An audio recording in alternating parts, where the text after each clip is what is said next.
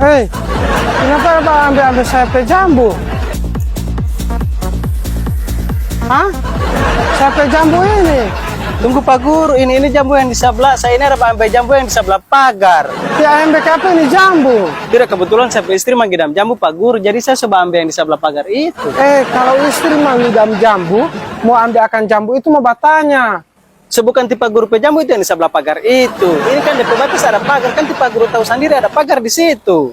Tapi ini DP batango ini batang lo jambu ini bos satu. Jadi biar dia bajalar ke luar mana, biar ke sebelah lo tetangga, biar ini bajalar ke luar negeri, ke luar daerah, tetap sapu jambu ini. Terus saya mau tanya, tipe Guru selama ini jaga sapu di mana? Saya jaga sapu di bawah lo jambu ini. Iya kan cuma di sini yang tipe Guru jaga sapu, di sebelah kan tipe Guru tidak pernah jaga sapu.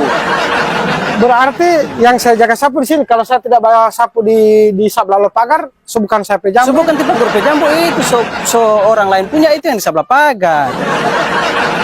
Kita ada aturan dari mana ini?